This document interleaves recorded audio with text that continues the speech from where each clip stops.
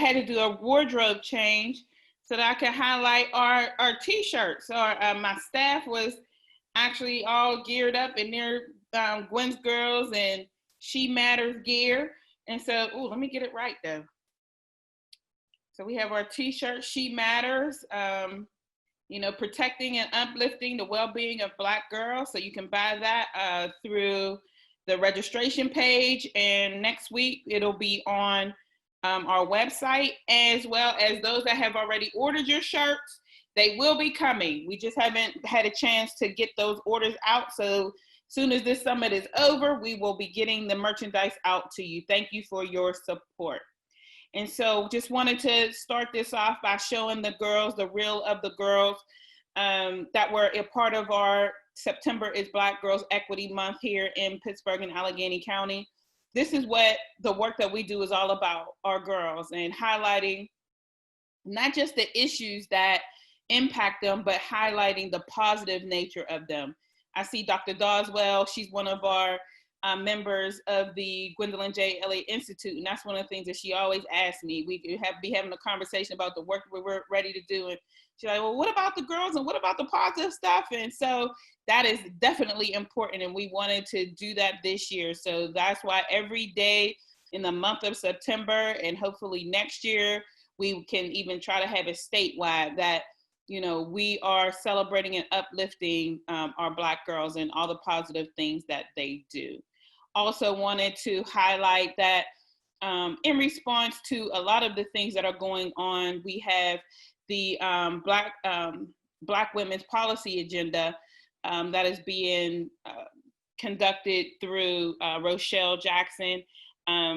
They are doing a series of different listening sessions and a survey. So that was the actual graphic that you've seen. So if you're a Black woman who is living here in Pittsburgh and wants to be a part of uplifting your voice in this space and letting us know what needs to happen and what your perspectives are, please go ahead and fill out the information. We will be showing that graphic and sharing that information as well.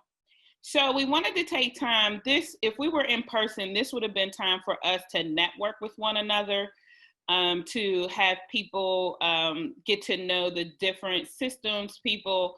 But because we're doing this virtually, we decided to take this time to highlight the recent report that we released back on last Monday, looking at just the school to prison pipeline and ways that we can disrupt the pathways to juvenile justice and the work that we've been doing. So I am going to ask my co-presenters for this session to turn on our video and to be a part of this session. We have Sarah Goodkind, as well as Kim Booth, who are the co-conveners of the Juvenile Justice Work Group.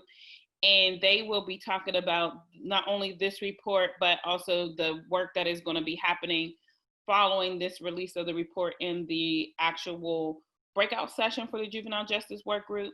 But we wanted to just take some time to share this report. We've had, last week we had a great town hall, and many of you probably are part of that, but there's people who are not from Pittsburgh.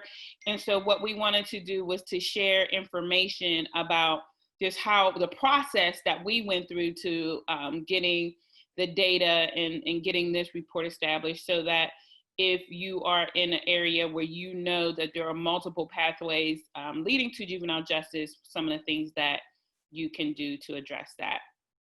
So I will start off by giving a brief background about the history of the work that we've been doing and the formation of the Black Girls Equity Alliance. And then Sarah will come on and give us an overview of the data in the report. And then last but not least, Kim will give the recommendations and solutions. And that's the main part that we want to focus on. So again, the Black Girls Equity Alliance is comprised of several different work groups. And so this work that's being done is through the Juvenile Justice Work Group. And that's Kim Booth and Sarah Goodkind as the co-conveners. And I think that that's significant even having someone from the system that is, addressing or, part of what we are seeing, this disproportionate rate of children being involved in at the table, being involved in partnering with us to, come up with some of the solutions, but even just look at the issues at hand. And then this slide shows just the current membership of the Black Girls Equity Alliance, and we will be opening up. Anybody can join. There's no fee involved as of yet. And basically, it's just a commitment that you will attend the meetings, and when you do attend, you come ready to lend your expertise and help us to move the work forward. We don't meet just to be meeting. And this work could not be done if it were not for some financial support, but also partnership that we have with several of the foundation leaders. And again, it's not about the money, the funding that they contribute. It's really about their presence and them being thought partners with us. And so they attend the meetings. This is something that I don't know that it happens frequently, that you have, program officers and, directors of different foundations coming and being in these meetings. And so that we are fortunate and blessed to have Carmen Anderson, Michael Jonas, and Christy Troutman a part of the work that we do. So again, this is just an overview of what this session is all about, and we will just go ahead and get right into it. Sarah, go ahead. You can, start the presentation about the data. Thanks, Kathy, and so glad to be here with all of you today. I wish we were in person, but glad that we can still gather. As Kathy mentioned, I'm on faculty in the School of Social Work at Pitt, and I've been a member of the Black Girls Equity Alliance since its inception. I come to this work with 20 years of experience researching the juvenile justice system and other youth serving systems, and with a commitment to collaborate with people working in these systems to provide our young people with needed resources and opportunities, and to ensure that these systems are treating all of our young people equitably. 4 years ago, we calculated rates of racial disproportionality in referrals of young people to our juvenile justice system in Allegheny County. And we discovered that the magnitude of racial difference is much larger in our county than nationally. We also looked at self-report data from young people, and we saw that these differential rates in referrals cannot be explained by differences in behaviors for which young people can be referred to juvenile justice. So since then, we've been working together to understand where these referrals are coming from so that we can address this racial disproportionality. If you take one thing away from our presentation today, it should be that in Pittsburgh and in Allegheny County, we are over-policing Black youth, and that we need to find ways to help and support our young people without punishing and criminalizing them. I want to be clear that the criminalization of Black youth that our report documents is a manifestation of systemic racism that must be addressed at the system level. Too often, we try to reduce referrals to juvenile justice with programs aimed at fixing youth, when what we need to do is fix our systems. Unfortunately, in our report, we're only able to share data about Black and white youth, in part because these two groups constitute the overwhelming majority of youth in our city, and also because we're not doing a good job of collecting and disaggregating data for other racial and ethnic groups. And with that caveat in mind, I want to turn to a review of some of our findings. So we're starting with a discussion of referrals to juvenile justice, which is administered at the county level. A juvenile justice referral, also known as a delinquency allegation, is a young person's immediate entry point into the juvenile justice system, most commonly coming from police, judges, or probation officers. The good news is that juvenile justice referral rates in Allegheny County have been cut in half for most youth over the last 15 years, which mirrors national trends. The bad news is that for girls, the racial disproportionality in referrals has increased. And racial disproportionality in referrals for both girls and boys is much worse locally than it is nationally. In fact, as you can see here, Black boys in Allegheny County are referred at 7 times the rate of white boys, and Black girls are referred at 10 times the rate of white girls. As this next slide shows, this is because Allegheny County referral rates for Black youth are higher than national referral rates for Black youth, and because Allegheny County referral rates for white youth are lower than national referral rates for white youth. I want to note again that these differences in referral rates among Black and white youth cannot be accounted for by differences in behaviors. Just as an example, Black and white girls in Allegheny County have nearly identical rates of drug use, according to the Healthy Allegheny Teen Survey, which surveyed a representative sample of teens. Yet, Black girls in our county are 3 times more likely than white girls to be referred to juvenile justice for drug offenses. That our rates of juvenile justice referral for white youth in our county are lower than national rates for white youth tells us that we know how to avoid referring young people to juvenile justice, but that we have very different systemic practices for white and Black youth. This next slide shows the top juvenile justice referral sources in Allegheny County in 2019. Most juvenile justice referrals come from police via arrests, but they also come from district magistrates, schools, victims, and parents. You can see here that City of Pittsburgh police are the #1 referral source of Black boys, and that Pittsburgh Public Schools police are the #1 referral source of Black girls, whereas district magistrates are the top referral source of white youth. This next slide shows 2019 arrest rates for Pittsburgh youth. Similar to referrals to juvenile justice, we see very high levels of racial disproportionality that can't be accounted for by differences in behaviors. Virtually all arrests of Pittsburgh youth are made by either city police or by Pittsburgh Public Schools police.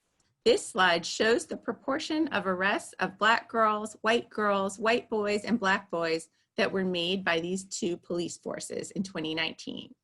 You can see here that 2/3 of all arrests of Black girls in Pittsburgh were made by PPS police. Even though young people aren't at school for half of the days in the year when you count vacations and weekends, and not all Black students in Pittsburgh attend PPS. This slide also shows that far more Black youth in Pittsburgh are arrested than white youth, though their numbers in our population are very similar. More than half of arrests of Pittsburgh youth last year were made by PPS police, and this slide shows what they were for. Here you can see that over half of the arrests of Black girls and almost half of Black boys ultimately resulted in a charge of disorderly conduct.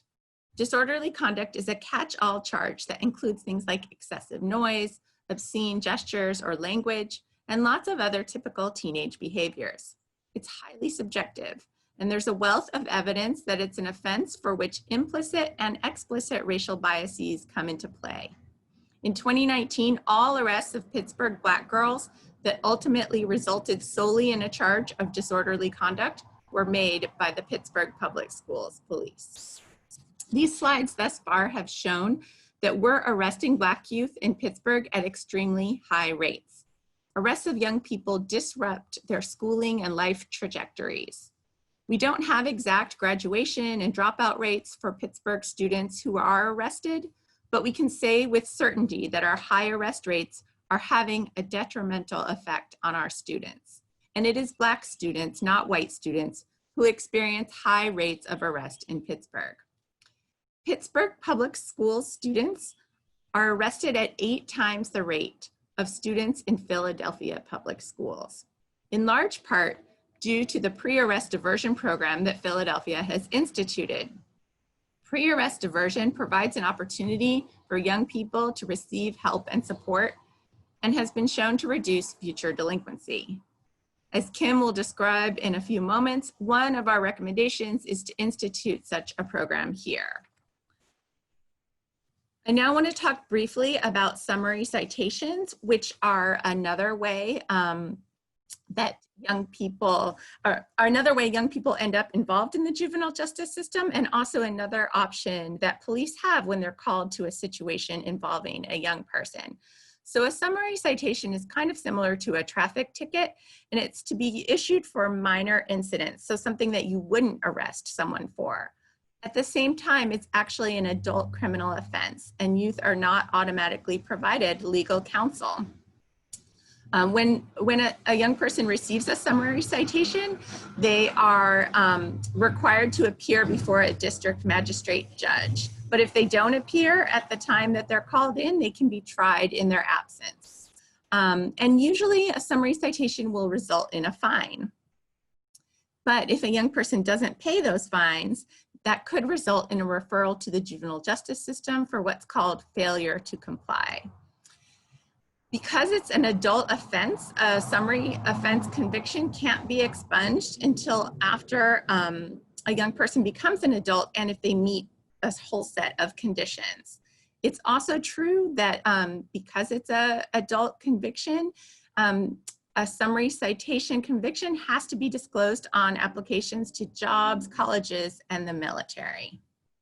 You can see on this slide summary citation rates from Pittsburgh, and again, we see really high rates of racial disproportionality, particularly in the citations given by Pittsburgh Public Schools Police.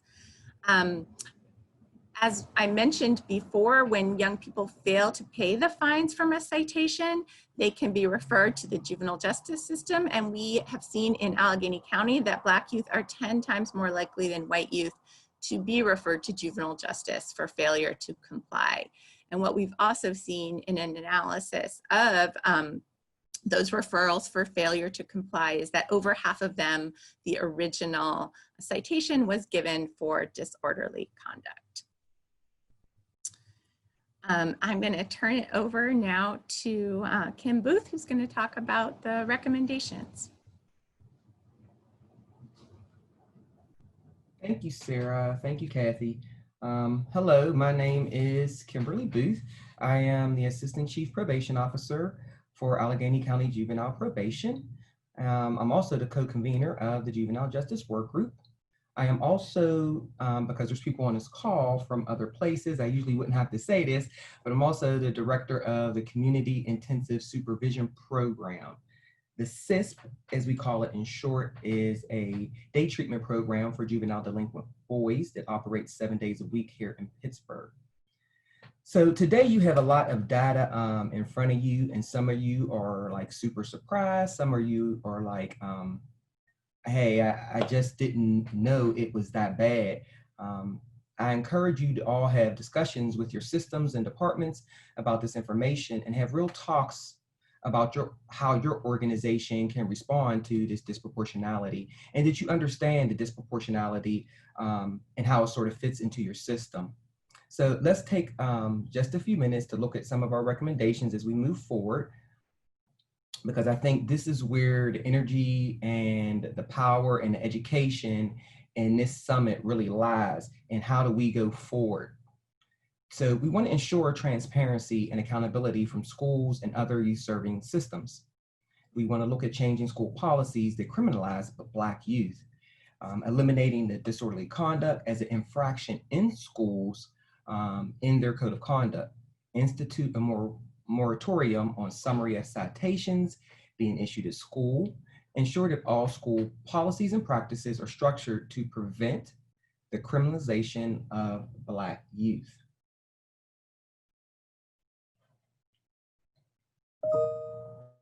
To provide, oh, sorry about that. The trick to this is don't touch nothing. Okay. Provide educators with the training and support they need to help rather than criminalize youth. Reallocate the funds formerly used for school police, if that happens, to hire additional school counselors, social workers, and psychiatrists. Implement a trauma-informed restorative justice approach in schools and support school personnel in working with students with disabilities. And I would add to that list parents. Other recommendations include developing, fund, and promote alternatives to the juvenile justice system processing for youth who need help. Work with juvenile justice police the district attorney, to develop pre-arrest diversion countywide. A lot of people believe that that it's inside our system and it's really that front door opens, and we want to look at referrals, what we have been talking about here, to our system, the juvenile justice system. Stop referring youth to the juvenile justice system for failure to pay fines for summary citations. Ensure police and magistrates can access information on community resources and supports, perhaps maybe a 24-hour hotline, so that they will not feel they must refer youth to the juvenile justice system just for supports and services. And obviously our next step here is anyone who wants to be a part of that conversation, as we have had these conversations probably monthly over the last, I feel like, I won't say how long because I want to pretend like I'm young. So I'll just say over about the last 2 or 3 years. So join us today. I believe it is at 2:30, Sarah? Yes, after the breakout sessions. And so we only have a few minutes left. If you are interested in hearing more about what's happening in the juvenile justice work group, you can actually attend that. And I do want to answer a few questions in this slide, or in the chat rather. The first thing is that the report, as well as supporting information, and as well as our other reports, can be found on GwensGirls website at www.gwensgirls.org. We last week had a town hall and included many of the stakeholders that had been a part of our conversations, because one of the things that we wanted to do, but under the leadership of Kim and Sarah, was invite these stakeholders to a meeting or to be a part of our group, so that we can understand not just the numbers that are on paper, but what are they actually seeing in their courtrooms, in their, when they're, out on the street or in the schools, making these arrests or making these referrals. Like, what is it that they are seeing and that's contributing to these referrals? And so we will be having further meetings with not only those stakeholders, but anybody else that wants to be a part of this, because one of the things that we know is that the school systems can't do it by themselves. The juvenile justice system can't do it by themselves. We as the community and community providers, we can't do it alone either. And so we have to have a collective force to be to address this issue. And it's systemic. It's not just, as Sarah had talked about, a lot of initiatives look at like what programs are needed for the girls and how do we fix the girls, and really it's our systems. When the numbers are as high as they are and as long and historic as that they have been, and not only just in Pittsburgh, we know that this is a national issue. We know that we need to address the implicit and explicit biases, that racial biases that contribute to these high rates of referrals. And so the response from the school district has been positive so far. Dr. Hamlet, who's our superintendent here, actually was a part of several meetings that we've had thus far, and then a town hall. And so the school district is, committed to addressing this issue, and in fact have put out an RFP and getting ready to engage with a company to actually do a thorough data analysis of what's happening in their school system. And then hopefully that will be something that will happen regularly, so that we have some accurate, current data to be able to understand what the issues are and where those supports are needed. And I want to say quickly that we all come from different perspectives. Kim, as a probation officer, comes from the perspective of probation. We also have, Commander Lando from the city of Pittsburgh, and then Chief Brown, who is the chief of police of the school police, was a part of these conversations and is starting to be a part of this work. And we all have different perspectives, including, removing police from schools. And so there's certain things that we're going to agree to disagree, and we're going to stand firm in like what our positions are, but we also need to be flexible enough to understand what is in the best interest of our children, what policies and practices are in the best interest of our children, and the practices that we know need to be in place to provide safety for all children. And so that's where we are going to continue this conversation and, push for our recommendations to, be implemented, because at the end of the day, we know that supports are needed in a school. We know that, there are charges and things that our kids are being, kind of punished instead of provided the supports that they need. And so behaviors that, as Sarah had talked about briefly, what we found in our research is these disorderly conduct charges that is typical normal adolescent behavior that has been criminalized. And so how do we provide the supports that are necessary in the schools and in the community so that people don't, officers and teachers and administrators don't feel that they need to rely on the criminal justice system to get the supports that are necessary for our young people.